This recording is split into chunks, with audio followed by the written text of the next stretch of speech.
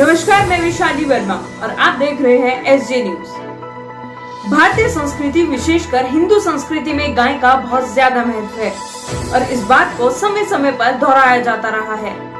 कभी धार्मिक संगठन गाय का महत्व याद दिलाते हैं तो कभी बहुसंख्यकों की राजनीति करने वाली पार्टियां। कई राज्य सरकारों ने गाय सुरक्षा के लिए कानून भी बनाए हुए हैं। हाल के सालों में गाय पर होने वाली राजनीति चर्चा में भी रही है और विवादों में भी।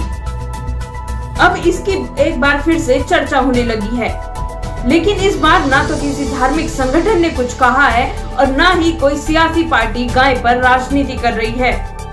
दरअसल बुधवार 1 सितंबर को इलाहाबाद हाई कोर्ट ने एक बड़ी अहम टिप्पणी करते हुए गाय को राष्ट्रीय पशु घोषित करने की सलाह दी है। हाई कोर्ट ने गौ हत्या रोकथाम के अधिनियम के आरोप में गिरफ्तार एक शख्स को जमानत देने से इनकार करते हुए ये सुझाव दिया।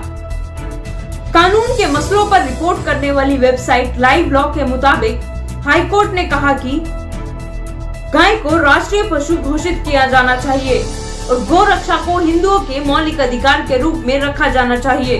कोर्ट ने ये सुझाव देते हुए ये भी कहा कि जब देश की संस्कृति और उसकी आस्था को चोट लगने लगती है तो देश कमजोर हो जाता है। खबर के मुताबिक इलाहाबाद हाई कोर्ट के जस्टिस शेखर कुमार यादव ने कहा कि सरकार को संसद में एक बिल लाना चाहिए और गाय को राष्ट्रीय पशु घोषित करना चाहिए। गाय को नुकसान पहुंचाने की बात करने वालों के खिलाफ सख्त कानून बनाना होगा। गौशाला आदि बनाकर गौ रक्षा की बात करने वालों के लिए भी कानून आना चाहिए, लेकिन उनका गौ रक्षा से कोई लेना देना नहीं है। उनका एक ही मकसद है गौ रक्षा के नाम पर पैसा कमाना।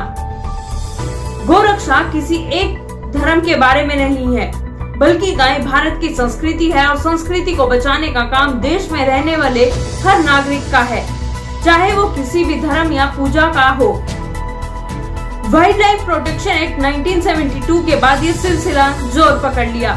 इस एक्ट को बनाने में अहम भूमिका निभाने वाले एमके रंजीत सिंह ने डाउन टू अर्थ नाम की वेबसाइट को बताया कि राज्य पशु या पक्षी घोषित करना एक दिशा निर्देश था, जिसे मैंने और मेरी टीम ने 1970 के दशक में राज्य सरकारों को जारी किया था। विचार ये था कि चूंकि कुछ जानवर देश के कुछ हिस्सों के लिए स्थानिक थे, इसलिए उन्हें राज्य के प्रतीक के रूप में घोषित करने से उनके लिए विशेष ध्यान आकर्षित हुआ। इसने राज्यों के लोगों को उस प्रजाति पर गर्व की भावना भी दी है, जो उनकी प्राकृतिक विरासत का एक हिस्सा है। अदालत ने बिल के जरिए गाय को राष्ट्रीय पशु घोषित करने की बात कही है, लेकिन साथ ही उसने मौजूदा कानूनों में भी कई दिक्कतों का जिक्र किया है।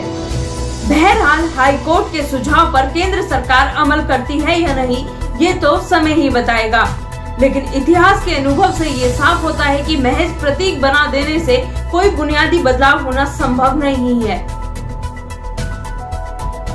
अभी के लिए इतना ही। बाकी की खबरों के लिए जुड़े रहिए एसजे न्यूज के साथ।